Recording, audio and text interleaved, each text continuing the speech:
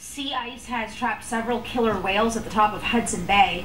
Local officials are worried about the animals' welfare, and they're calling on the Coast Guard to help.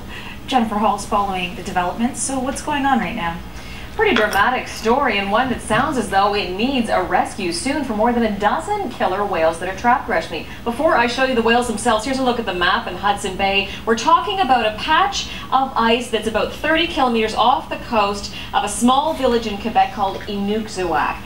They're telling me it's about 40 minutes by Skidoo to get to the location from land. So let's take a look at these whales now. Images have been posted on the internet by concerned residents today who are trying now to attract national attention or international attention to this in their fight to try to get help for these whales. It's believed they just got stuck yesterday, and as you can see, they've been swimming to the surface with their heads, sometimes their whole body, as you see there, coming up out of this small patch of water we're told is getting smaller all the time. The mayor of Inukjuak says the ice is normally frozen by October, so this kind of thing wouldn't normally happen right now. However, the ice only froze a few days ago this time. He has contacted the Department of Fisheries and Oceans, and they are now hoping the Coast Guard will send an icebreaker to free this pod of whales.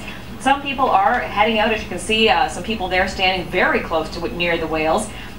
They've been heading out by Skidoo, and they're telling CBC News that it looks as though these whales are in distress. The fact that they are throwing their entire bodies out of the water in some cases in an effort to get air. And they also tell us that an airplane has flown over the area to try to see just how close the next patch of open water is, and it is too far for the whales to make it that way. So Reshmi, it's a case of needing help, and they're saying right now only an icebreaker is something that could rescue these more than a dozen killer whales. So something we'll continue to keep an eye on. Oh, thank you, Jennifer. You're welcome.